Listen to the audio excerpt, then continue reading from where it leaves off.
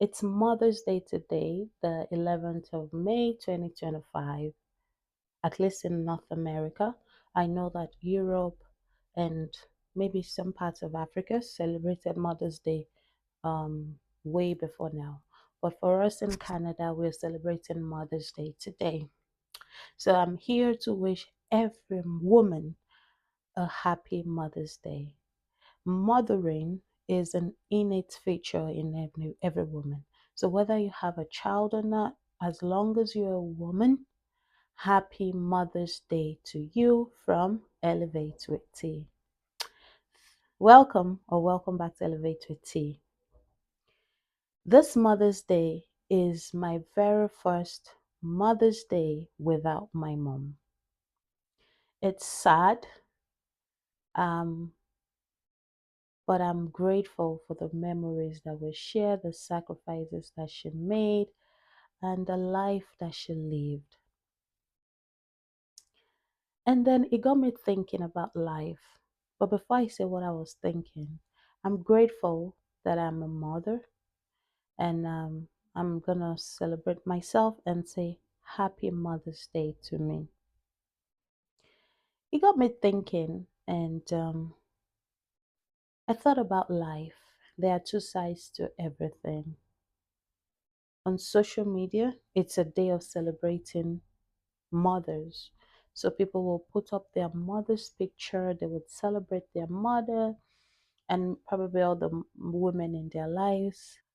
But for me, it's not really a celebratory, I'm not really in a celebratory mode. Um, because it is my very first Mother's Day without my mom. And it just occurred to me that there's actually two sides to everything in life. We are celebrating Mother's Day. A lot of people are very happy, celebrating their mothers. And I hope that a lot of people are actually taking out time to celebrate their mothers. But on the other hand, there are people like me that are not so happy because probably their mom just passed away, or like me, it is their first Mother's Day without their mom. And then I thought about other celebrations, at least that is known generally to the public. We celebrate Children's Day. I know that there are women that are still waiting on waiting to have their own children. And when it's that Children's Day, people might not be totally happy by the fact that they don't have their children. On the other hand, a lot of people are celebrating the children that they have. We celebrate Father's Day. Some people might have just lost their fathers, and while others are rejoicing and celebrating their fathers, some people are sad by the reminder that they do not have their fathers with them anymore. So, life, I guess such is life. And it reminds me of that scripture in the Bible, Ecclesiastes chapter 3, verse 1, that talks about there are seasons and there are times. I'm going to read it very quickly. I'm going to read that scripture.